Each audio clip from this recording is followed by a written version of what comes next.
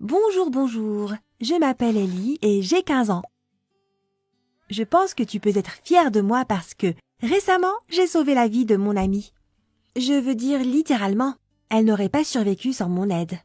Mais commençons par le début. J'ai rencontré Nikki quand mes parents et moi avons déménagé dans une autre ville. Nous étions nouveaux dans le quartier et Nikki et ses parents ont été les premiers à nous accueillir. Le premier jour, ils sont venus avec des petits cadeaux et ont voulu faire notre connaissance. J'ai trouvé que c'était un geste très bienveillant. Un joli jeune couple qui souriait tout le temps et une fille timide qui se tenait derrière eux. N'est-ce pas adorable? Nous sommes immédiatement devenus amis et j'étais super contente d'avoir fait une nouvelle connaissance. Nikki m'a aidée à m'adapter à la ville et à l'école et j'ai commencé à aller à l'école de danse avec elle. Je ne me suis donc pas sentie seule après le déménagement. Je lui en suis très reconnaissante. Nous passions beaucoup de temps ensemble parce que nous vivions juste en face l'une de l'autre. Mais avec le temps, j'ai commencé à remarquer à quel point Nikki était timide et peu sûre d'elle. Chaque fois que je lui proposais d'aller au ciné ou dans un café, elle refusait. Elle disait toujours qu'elle n'aimait pas ces endroits et surtout qu'elle n'aimait pas la foule. Je pensais qu'elle agissait ainsi parce qu'elle était trop timide et se sentait mal à l'aise entourée de garçons. Et c'était un peu étrange parce qu'elle était très jolie et elle pouvait facilement faire craquer n'importe quel garçon de notre classe. Quoi qu'il en soit, je ne l'ai pas trop poussée parce que je respectais son choix, mais bientôt, sa petite singularité s'est transformée en impolitesse. C'était son anniversaire. Ce jour-là, quelques copains de notre classe et moi avions prévu de lui faire une fête surprise. Nous avions tout planifié à la perfection. Nous pouvions l'organiser chez l'un des mecs de l'école et sa maison était à 1 rue du studio de danse. Elle ne savait donc même pas où nous allions jusqu'à ce qu'on arrive. Après la danse, j'ai reçu un message des autres disant que tout était prêt, que tous les invités étaient rassemblés et que les cadeaux étaient en place. Tout ce que j'avais à faire, c'était d'amener Nikki à la maison. Sur le chemin du retour, je lui ai dit que je devais donner quelque chose à Georges en passant et qu'il fallait qu'on s'arrête chez lui une petite seconde. Et dès que j'ai sonné, la porte s'est ouverte et tout le monde a crié « Joyeux anniversaire !» Puis il y a eu des confettis, des ballons et de la musique. Tout était parfait. Tout, sauf la réaction de Nikki. Elle s'est penchée vers moi et m'a dit qu'elle devait rentrer d'urgence à la maison et qu'elle ne pouvait pas rester. Oh non, je ne pouvais pas la laisser partir cette fois. C'était son anniversaire et elle n'avait pas à céder à ses complexes et à s'empêcher de s'amuser. J'étais prête à lui passer les menottes pour qu'elle reste. La fête a commencé, tout le monde a souhaité bon anniversaire à Nikki et lui a offert ses cadeaux, mais elle devenait de plus en plus nerveuse. Je te jure qu'au bout d'1 heure, j'ai cru qu'elle allait perdre la tête. Alors, à un moment donné, elle m'a dit qu'elle devait aller aux toilettes et elle est partie. Mais au bout d'1 quart d'heure, elle n'est pas sortie et j'ai pensé qu'elle était peut-être malade. Alors, j'ai commencé à toquer à la porte. Mais personne n'a répondu. J'ai commencé à beaucoup m'inquiéter. J'ai appelé Georges et il a ouvert la porte. Mais à l'intérieur, la seule chose que nous ayons vue, c'était la fenêtre grande ouverte. Oui, Nikki s'était enfuie de sa propre fête d'anniversaire. Tu sais, ça ne pouvait plus durer. C'était grossier et irrespectueux. Mes amis et moi avions beaucoup travaillé à l'organisation de cette fête surprise pour elle. Et elle s'en fichait. Tu te rends compte? Ses parents étaient des exemples en or. Ils étaient toujours gentils et polis avec nous. Comment pouvait-il élever une fille qui se comportait comme ça? Bref. Je me suis fâchée contre Nikki et j'ai décidé de ne pas lui parler jusqu'à ce qu'elle s'explique. Mais même 1 semaine plus tard, elle n'avait toujours pas donné de nouvelles. Elle n'est même pas venue à l'école. Quelqu'un a dit qu'elle était malade ou quelque chose comme ça, mais je n'y croyais pas. Je pensais qu'elle avait juste honte de ce qu'elle avait fait et qu'elle ne voulait pas être vue. Mais bientôt, Nikki et ses parents se sont présentés à notre porte. Et elle m'a demandé de lui pardonner ce qu'elle avait fait. Bien sûr, je ne pouvais pas lui dire non devant nos parents et nous nous sommes réconciliés, surtout qu'elle avait l'air très triste et que je savais qu'elle était désolée pour ce qui s'était passé, mais elle ne m'a jamais dit pourquoi elle avait fait ça et c'est ce qui m'a vraiment dérangée. Quelques semaines plus tard, Nikki est venue me voir avec une demande très inhabituelle. Elle m'a demandé de lui prêter de l'argent. Le fait est que nous avions un voyage de prévu avec l'école et ses parents avaient des difficultés temporaires au travail et ils ne pouvaient pas se permettre de payer ce voyage pour le moment. Mais Nikki voulait vraiment se racheter auprès de moi et nos camarades de classe pour avoir gâché sa fête ce soir-là. J'ai accepté de l'aider sans hésiter une seule seconde car après tout, c'était mon amie. Le moment du voyage est arrivé et oh là là, c'était absolument génial.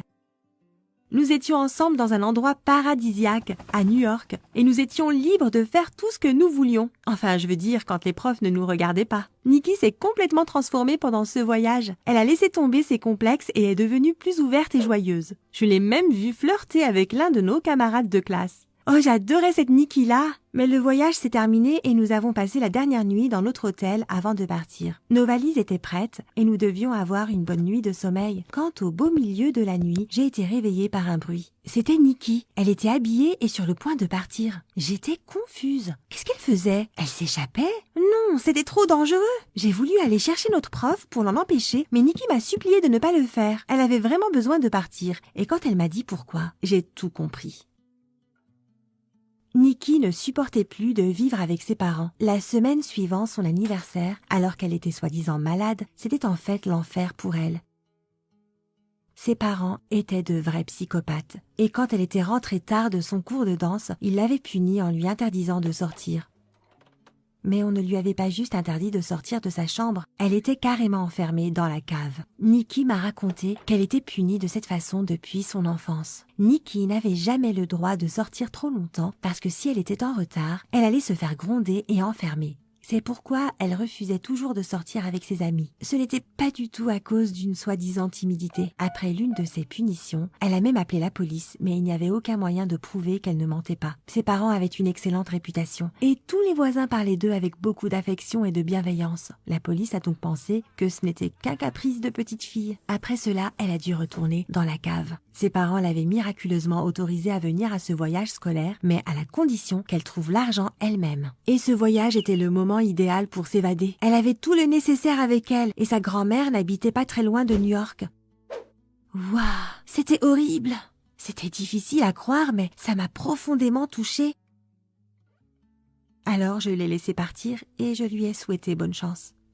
Bien sûr, elle a été portée disparue dans la matinée et sa disparition a été un choc complet. J'ai dit à tout le monde que je dormais trop profondément pour l'entendre s'enfuir. Nos professeurs ont alerté la police et pendant ce temps, on est tous rentrés à la maison. J'étais heureuse que mon amie ait réussi à s'échapper, mais l'histoire n'était pas encore terminée. Le lendemain, j'étais seule à la maison quand j'ai entendu sonner à la porte. C'étaient les parents de Nikki et ils n'avaient pas la même tête. Leur sourire bienveillant habituel avait laissé place à un regard noir et flippant. Ils étaient absolument furieux.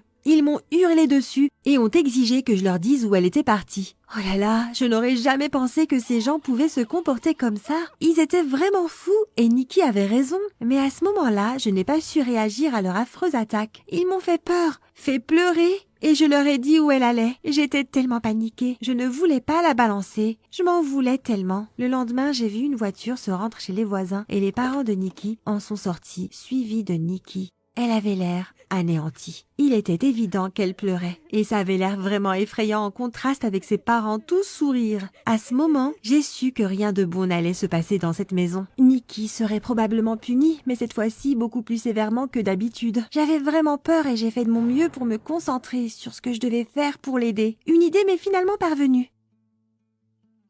Je devais obtenir des preuves de la cruauté de ses parents. C'était le seul moyen de sortir Nikki de cet enfer. Alors, dès qu'il a fait nuit, j'ai pris mon téléphone et je me suis faufilée doucement jusqu'à sa maison. J'ai fait le tour et j'ai vu la seule fenêtre qui était au sous-sol. Il y avait des lumières et des ombres qui bougeaient. Puis j'ai allumé mon appareil photo et j'ai rampé sans bruit vers la fenêtre. Ce que j'ai vu à ce moment-là a été la pire chose de ma vie. J'ai saisi le moment exact où ses parents fous lui hurlaient dessus, puis la laissait dans la cave et partait en claquant la porte.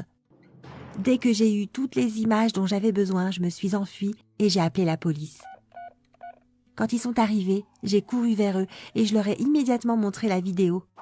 Ensuite, c'était comme dans un film. Ils sont entrés par effraction dans la maison et ont arrêté les parents de Nikki. Ils n'avaient désormais plus aucune chance d'échapper à la justice. Ils allaient devoir répondre aux autorités de leur cruauté et de la douleur qu'ils ont causée à leur fille. Comment n'ai-je pas pu le deviner avant? Ce sourire hypocrite avec lequel ils parlaient toujours à leurs voisins trahissait leur folie. Ouf!